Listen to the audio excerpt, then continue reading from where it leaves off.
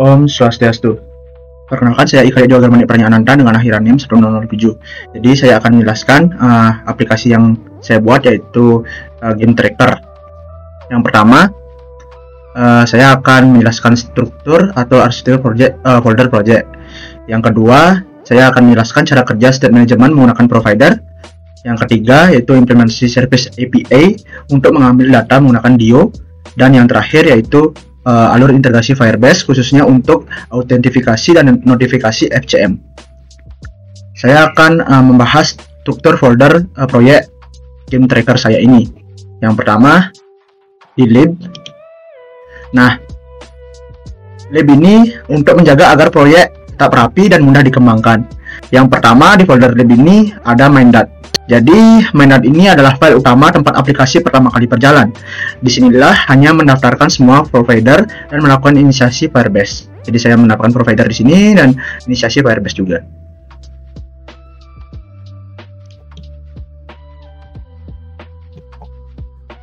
Terus selanjutnya ada folder model. Nah, folder model ini berisi cetakan skema data, ada user model.dat. Ini file user model.dat-nya yaitu untuk data pengguna, dan file game model.dat ini yaitu untuk data game. Di dalam model inilah saya mendefinisikan fungsi from JSON untuk mengubah data JSON dari API menjadi objek, ya tentunya objek .dat. Sebenarnya ada folder provider. Jadi folder ini adalah pusat state management saya. Yang pertama ada out provider.dat, yaitu untuk mengurus status login. Di sini ada status login Google ya. Nah, terus ada favorite provider.dat yang mengurus daftar game terfavorit yang diperoleh dari API ini. Terus selanjutnya ada theme provider.dat. Ini berfungsi sebagai memberikan tema pada aplikasi ini. Selanjutnya ada folder screen. Jadi folder screen ini berisi semua halaman UI atau user interface. Setiap file mempresentasikan satu layar seperti favorite provider.dat, ada game data page.dat, ada nih homepage, tampilan awal aplikasi, ada main menu.dat, ada pemilihan warna, terus ada onboarding page.dat. Jadi ini adalah onboarding dari tampilan pertama saat aplikasi dibuka. Yang ketiga saya menggunakan onboardingnya. Terus ada tombol skip untuk melanjutkan ke welcome page.dat, yaitu tempat kita untuk login. Ini button loginnya di sini. Terus ada splash screen. Saat pertama kali aplikasi di run akan tampil sebuah logo, yaitu logo game tracker menggunakan tulisan hijau. Ini untuk sesuai genre, dan yang ini untuk mencari keseluruhan game-game yang ada di API ini. Terus ada folder service. Jadi di sini ada folder API service.dat, yang dimana folder API service.dat ini yaitu sebuah kelas khusus yang tugasnya hanya berkomunikasi dengan API eksternal. Nah disinilah saya menggunakan API dari rogue.io, dan ini adalah API key-nya. Terus ada selanjutnya ada file favorite provider.dat. Nah, sama di sini berfungsi untuk menyimpan game favorit yang diterima dari API. Yang terakhir yaitu folder theme. Sini ada app color.dat dan app theme.dat. Itu agar tampilan aplikasi konsisten baik di model terang maupun model gelap. Selanjutnya ada kita jelaskan state management provider.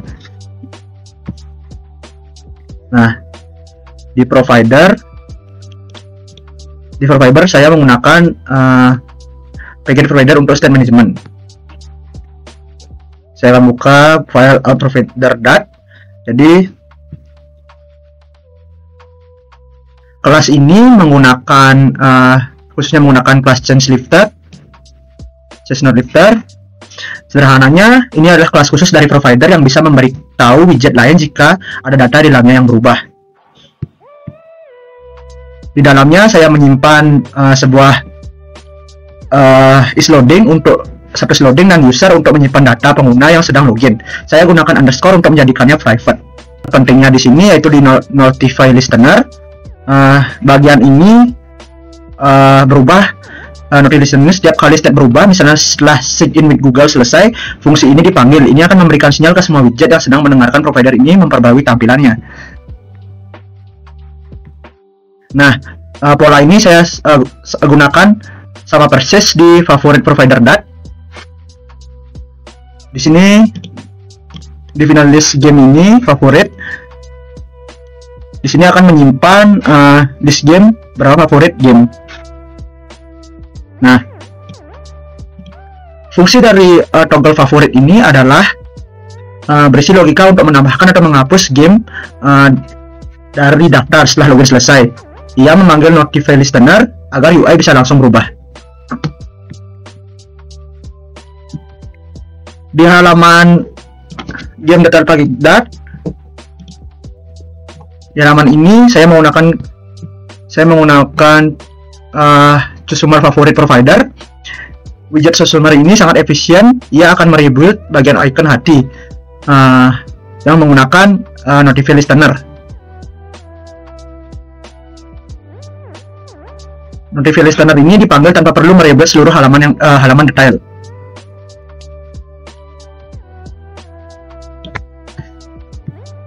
Terus saya akan menjelaskan.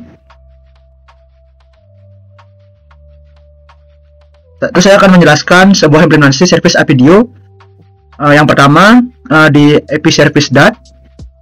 Di bagian ini saya menggunakan package dio. Di konstruktornya saya mengkonfigurasi dengan base option.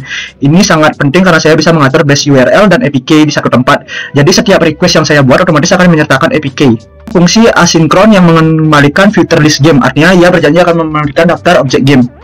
Sini objek gamenya 30, itu 30 tampil di homepage. Saya memanggil dio get games dan ordering rating, berarti saya meminta API untuk mengurus berdasarkan rating tertinggi, dan package 30 berarti saya minta 30 game yang selalu ditampilkan. Ini untuk di bagian sini, dan untuk di bagian sini ini adalah saya meminta untuk memberikan game terbaru. Sini saya memberikan 5 saja game terbaru. Bagian sini untuk game-game populer. Dan bagian di sini memberitahu API untuk memberikan game-game populer yang ditampilkan di game detail. Terus di bagian search game, saya menambahkan parameter page yang digunakan search result page untuk fitur infinite scrolling. Jadi bisa membuat halaman 1, 2, 3 dan seterusnya saat di scroll. Di sini. Terus saya akan menjelaskan integrasi Firebase dan autentifikasi dan FCM. Buka file out provider. Jadi setelah saya dapat akunnya, kita ambil kredensial lalu dikirim ke Firebase kredensial. Nah, setelah selesai saya masuk ke main dat.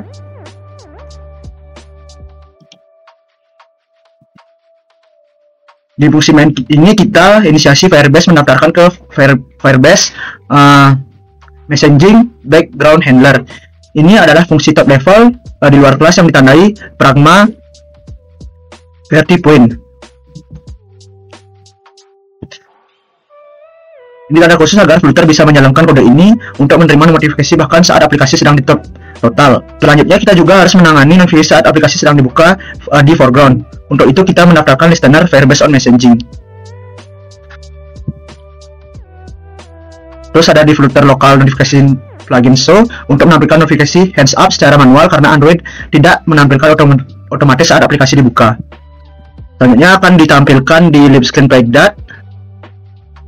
Di bagian homepage akan mencetak token FCM seperti ini. Jadi langkah terakhir ini di homepage dat di initiate saya panggil setup notifikasi. Fungsi ini meminta izin notifikasi ke pengguna lalu mengambil token FCM untuk perangkat ini. Token inilah yang saya gunakan di Firebase Console untuk mengirimkan tes notifikasi. Demikian penjelasan teknis dari aplikasi Game Tracker ini.